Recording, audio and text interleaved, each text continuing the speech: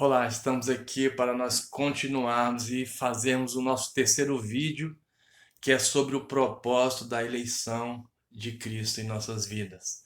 Os eleitos de Deus, qual o propósito dessa eleição?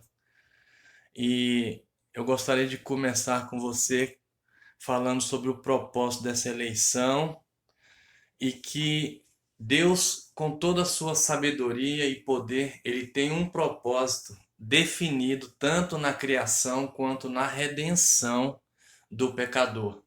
Esse propósito é mencionado várias vezes na Escritura, 2 Timóteo, capítulo 1, versículo 9, Salmo 33, versículo 11, Isaías 37, versículo 26 e assim por diante. À luz dessas passagens, fica claro que Deus tem um propósito e que Deus tem um plano.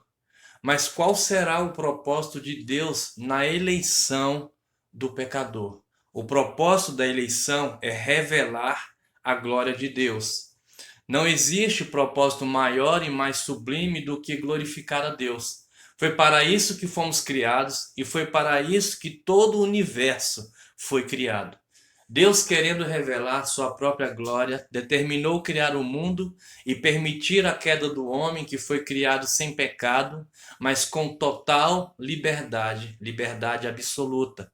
Ao usar sua liberdade para rebelar-se contra Deus, automaticamente o homem perdeu toda a sua liberdade que possuía, tornando-se um escravo do pecado. João 8:35, Romanos 6:6, 17:20, Tito 3:3, 2 Pedro 2:19. E se tornou também filho de Satanás, Gênesis 3:15. E também tornando-se merecedor da punição reservada por Deus. Mateus capítulo 5, versículo 41. O primeiro pecador gerou toda uma raça que herdou sua natureza corrompida, como nos informa o relato de Gênesis capítulo 5, versículo 3. Viveu Adão 130 anos e gerou um filho à sua semelhança, conforme a sua imagem. Ele chamou Sete. Dentre todos os pecadores igualmente merecedores do inferno, pois todos pecaram e carecem da glória de Deus, todos pecaram e o salário do pecado é a morte, Romanos 3:23, Romanos 6:23, e espiritualmente mortos em seus delitos e pecados, Efésios 2, versículo 1 e 2. O Senhor escolheu, baseado em sua livre e soberana graça, Efésios 2, 8 e 9, um grupo de pessoas para que tivesse sua comunhão restaurada com seu Criador. Comunhão essa que tinha sido perdida por ocasião da queda. Essa perda da comunhão do homem com Deus pode ser vista quando Deus vai buscar do homem e o homem se esconde. Gênesis 3:8. Não pense que por escolher uma pessoa e não escolher outra, Deus seja injusto. Pois quem és tu, ó homem, para discutires com Deus?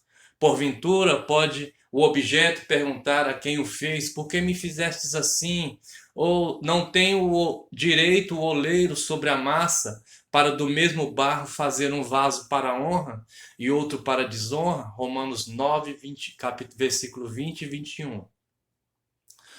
O pecador não é visto por Deus como o habitante de uma cidade que tem os mesmos direitos de seus concidadãos, mas como um réu culpado e condenado, portanto, sem qualquer direito à liberdade que aguarda o momento da execução da pena. O condenado vai para o inferno, mas não por culpa de Deus, que Deus não quis alcançá-lo pela graça. Isso seria equivalente a dizer que um réu vai para a cadeia porque o juiz não quis absorvê-lo.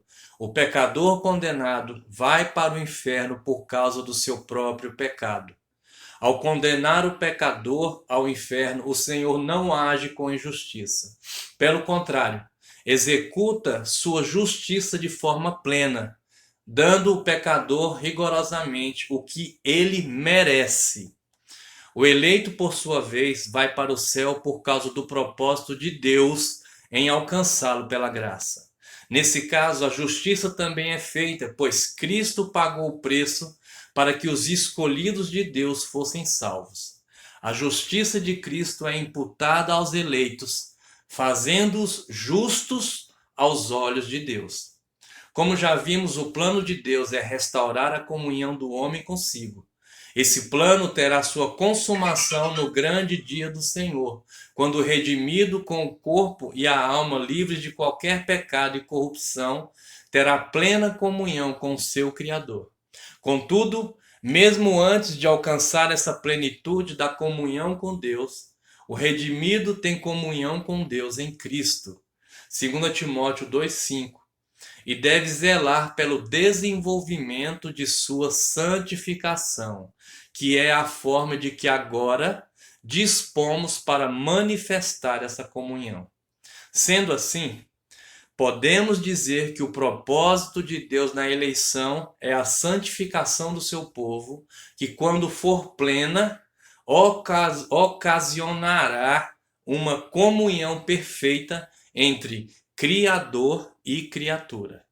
E essa faceta do propósito de Deus que encontramos nas palavras de Paulo, nos escolheu para que fôssemos santos e irrepreensíveis.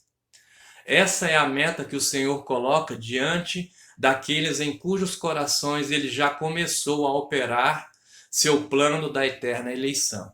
Essa meta começa a ser alcançada no exato momento em que o Espírito Santo aplica a obra da salvação no coração do pecador, chegando à sua própria realização no grande dia do Senhor. Apocalipse capítulo 1, 21, versículo 27. Na presente vida, essa é a vontade de Deus, a nossa santificação. 1 Tessalonicenses 4, versículo 3. A eleição, em vez de minar nosso estímulo para crescermos em santificação, é na verdade a sua maior alavanca. Não existe estímulo maior para o cristão desenvolver sua santificação do que o fato de ter sido escolhido por Deus para desfrutar de uma comunhão plena e eterna com Ele mediante a obra de Cristo Jesus. O pecador não possui mérito para apresentar-se diante de Deus e requerer sua salvação.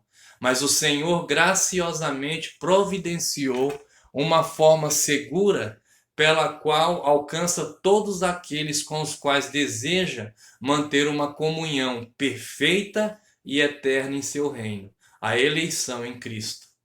Você percebeu a grandeza do amor e da graça de Deus, que nos amou e entregou seu próprio Filho por nós sem que tivéssemos nenhum mérito que o levasse a isto? A grandeza desse amor gracioso de Deus deve nos levar a uma postura de gratidão, sincero louvor, exultante ao nosso Criador e Salvador. Como você tem demonstrado essa gratidão a Deus em sua vida diária? Como você o tem louvado por sua salvação?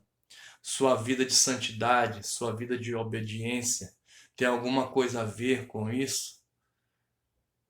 Que Deus abençoe, que Deus fortifique o seu coração. Somos eleitos, somos escolhidos, somos perseverantes e temos a graça irresistível de Deus em nossas vidas, onde ela é executada, ela é feita através do seu Espírito Santo.